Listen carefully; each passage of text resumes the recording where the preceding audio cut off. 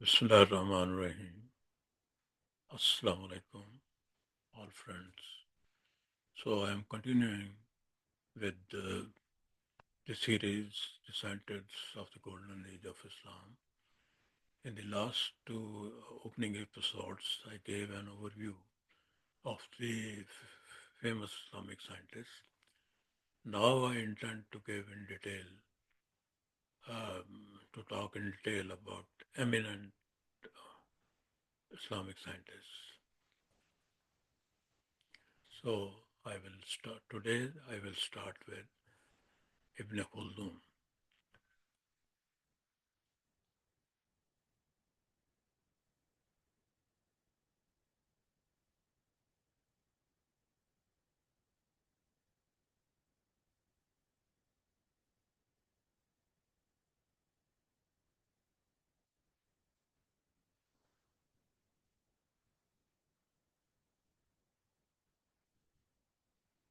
His real name was Abu Zaid Abdul Rahman ibn Muhammad ibn Khuldoon Hadrami, and date of birth 1332 and date of death 1406.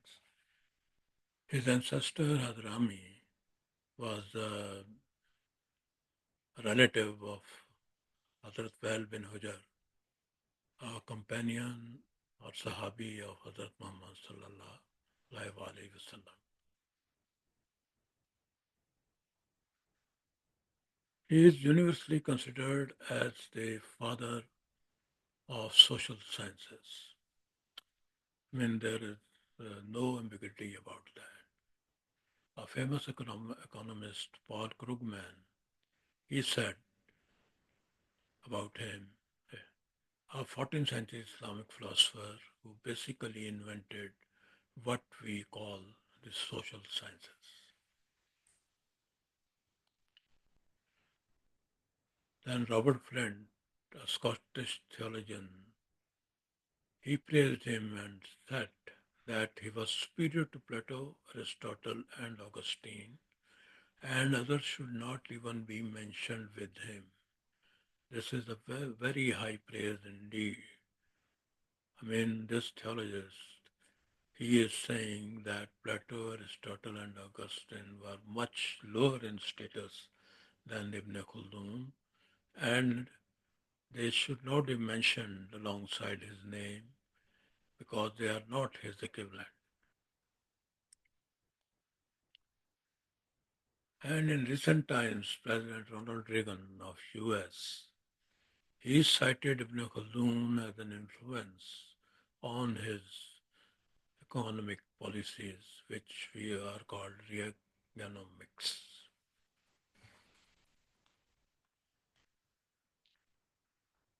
And another British historian, Tom B., called Ibn Khuldoon's book, the Muqaddamah, the greatest work of its kind. And this is the highest praise.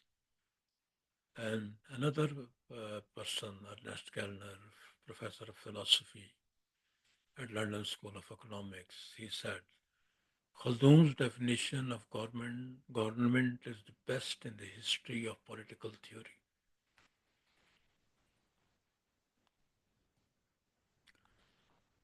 So you can see that how he's looked upon internationally.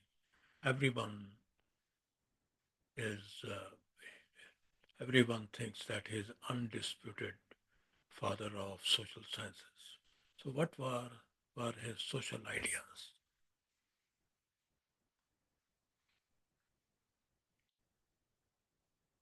He originated the labor theory of value long before Adam Smith and David Ricardo. Generally, the Western people say that it was invented by these two persons, but in fact, Ibn Khaldun has given this outline much before these two persons. He also called for the creation of a science to explain society. I mean, he thought the basic concept of social sciences. He thought that it is I mean, the social life is a type of science, and it should be categorized in that way. He said civilization and its well-being, as well as business prosperity, depend on productivity and people's efforts in all directions, their own interest and profit.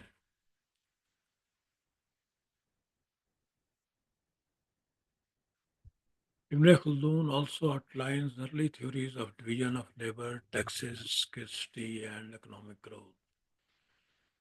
He argued that poverty was a result of the intersection of morality and human values.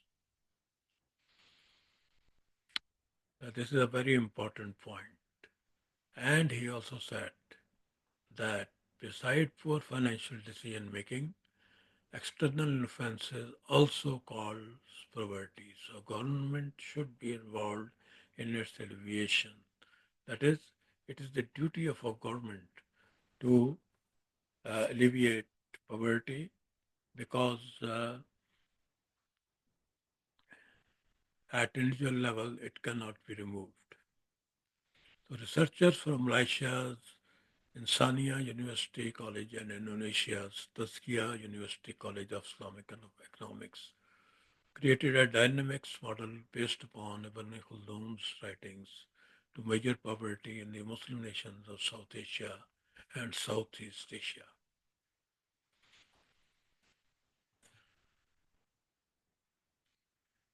Ibn Khuldoon divided science into two different categories. Number one, the religious science that regards the sciences of the Quran. Number two, the non-religious science. So these non-religious sciences, he further subclassified them into intellectual sciences such as logic, arithmetic, geometry, astronomy, and auxiliary sciences such as language, literature, poetry. He also suggested that possibly more divisions will appear in the future with different societies, and that we know that every day we are having a new sub branch of some mainstream uh, discipline of knowledge.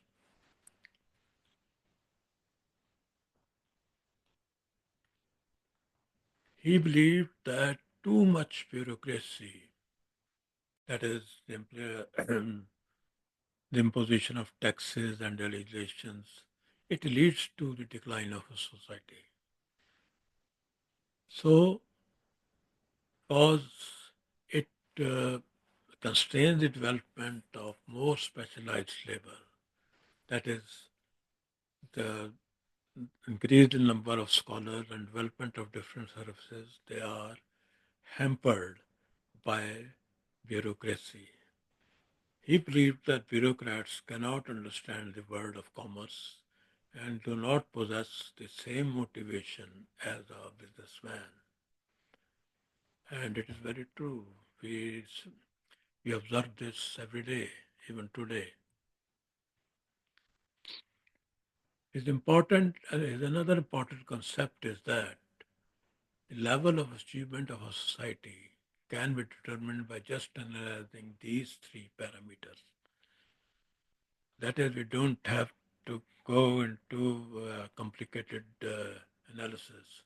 Just three parameters are sufficient to judge a society. First, the mastery of crafts, how skillful they are. Number two, habits. And number three, skills of different types.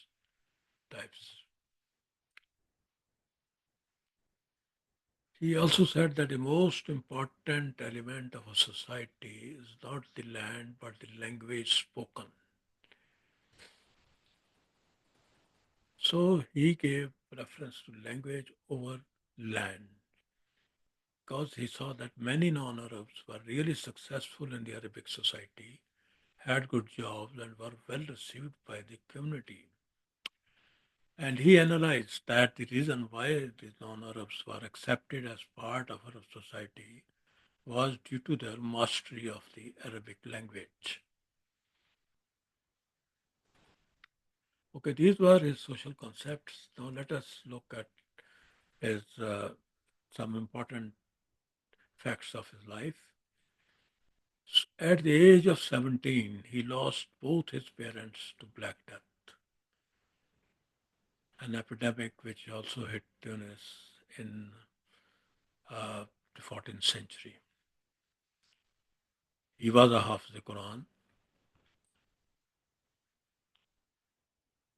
and in 1401 he took part in a military campaign against Timur or Tamerlane, who had besieged Damascus in 1400. He remained at the besieged city for 7 weeks. That is, he was in Damascus for 7 weeks, and he was being lured over the city wall by ropes to negotiate with Timur. So he was the main spokesman of the city of Damascus who had conversations with Timur. This historic series of meetings he reported extensively in his autobiography. So Timur questioned him in detail about conditions in the lands of Maghreb, that is Northwest Africa, which include Tunis, Marrakesh, Morocco, and some other countries, Algeria.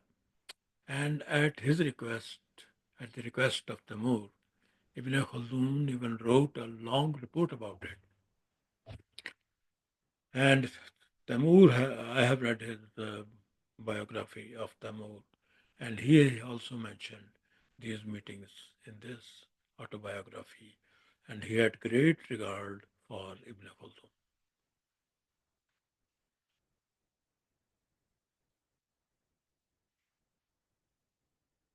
His, he wrote an autobiography. Its title was Presenting Ibn Khaldun and His Journey West and East, in which numerous documents regarding his life are quoted word for word. So his life is very well documented. But his most famous book is Muqaddama, that is introduction. And as I mentioned in the beginning of this talk, that it has been hailed as the greatest work of its kind in this field.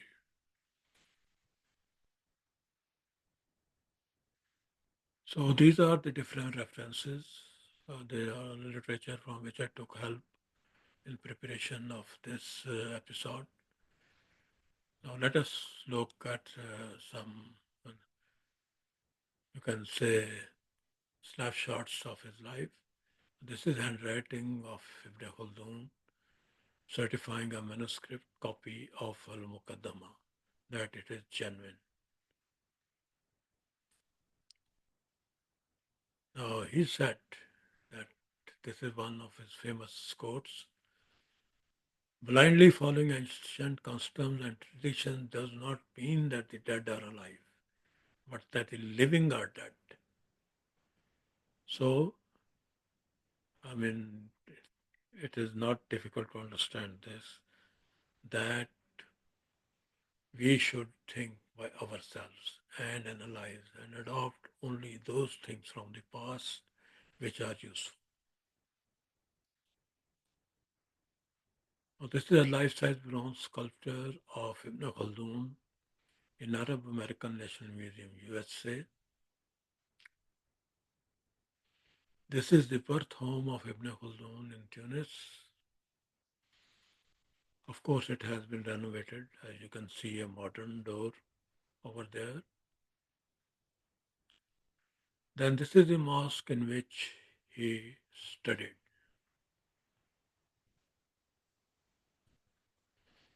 The next vlog will be, inshallah, about Jabir bin Hayyan.